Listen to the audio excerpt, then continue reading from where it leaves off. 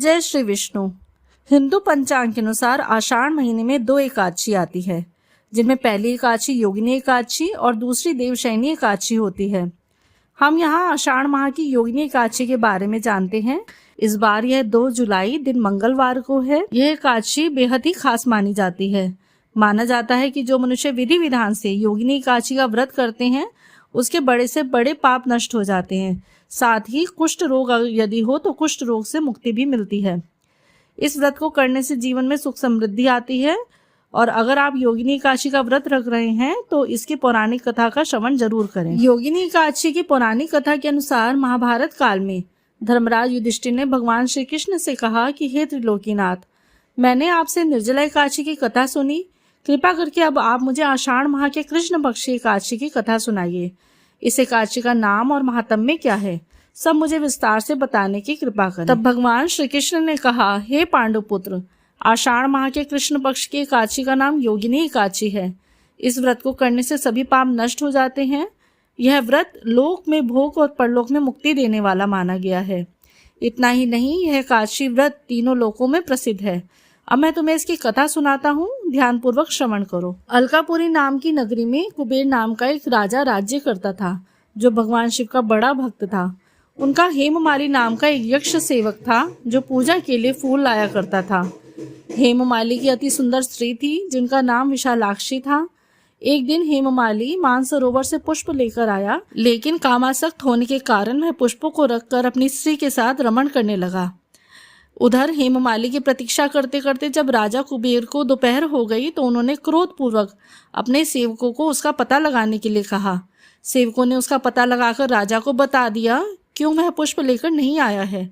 सेवकों की बात सुनकर राजा कुबेर ने हेममाली को बुलाने के लिए कहा। तब डर से कांपता हुआ हेममाली राजा के सामने उपस्थित हुआ। राजा ने कहा, तूने मेरे परम पूजनीय भगवान शिव जी का अपमान किया है। अब मैं तुझे श्राप देता हूँ कि तू अपनी स्त्री के वियोग में तड़पेगा और मृत्युलोक में कोढ़ी का जीवन व्यतीत करेगा। राजा के श्राप देते ही वह तत्क्षण स्वर्ग से पृथ्वी पर आ गिरा और श्राप के अनुसार वह कोढ़ी हो गया। इसके अलावा उसे स्त्री का वियोग भी सहना पड़ा। मृत्युलोक में आकर उसने भयंकर कष्ट भोगे, लेकिन भगवान शिव की कृपा से उसकी बुद्धि मलिन न हुई और उसे अपने पूर्व जन्म की बातें भी याद रही। मृत्युलोक में अनेक कष्टों को भोगता हुआ वह हिमालय पर्वत की ओर चल पड़ा। कई दूर चलते चलते वह मार्कंडेय ऋषि के आश्रम में जा पहुंचा। ऋषि को देखकर हेममाली उनके पास गया और उन्हें प्रणाम करके उनके चरणों में गिर पड़ा।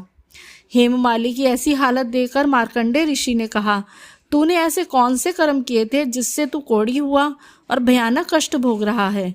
इस पर हेममाली बोला, हे मुनिश्रेष्ठ, मेरा नाम हेममाली है। मैं प्रतिदिन राजा कुबेर के लिए मानसरोवर से फूल लाया करता था। इन फूलों का इस्तेमाल वे शिव पूजा में करते थे। एक दिन पत्नी सहवास के सुख में फंसकर मैं समय से फूल नहीं ले पाया। तब राजा कुबेर ने मुझे कोढ़ी बनकर दुख भोगने का श्राप दिया। अतः कृपा करके आप मुझे कोई ऐसा उपाय बताएं जिससे मुझे मुक्ति मिल सके। इस पर मार्कंडेय ऋषि ने कहा, हे हेममाली, मैं तेरे उद्धार के लिए कैसा व्रत बताता हूँ। तू आषाढ़ माह के कृष्ण पक्ष की योगिनी एकादशी का व्रत रख, इससे तेरे सारे पाप और श्राप नष्ट हो जाएंगे। महर्षि के वचन सुनकर हेममाली ने विधि पूर्वक यह व्रत किया। इस व्रत के प्रभाव से उसे अपना पुराना स्वरूप मिल गया और वह अपनी स्त्री के साथ सुखपूर्वक रहने लगा। भगवान श्री कृष्ण ने कहा, हे राजन, जो मनुष्य योगिनी एकादशी की कथा को पढ़ता है या श्रवण करता है, उसे 88,000 ब्राह्मणों को भोजन कराने के बराबर फल की प्राप्ति होती है। बोलिए विष्णु भगवान की जय।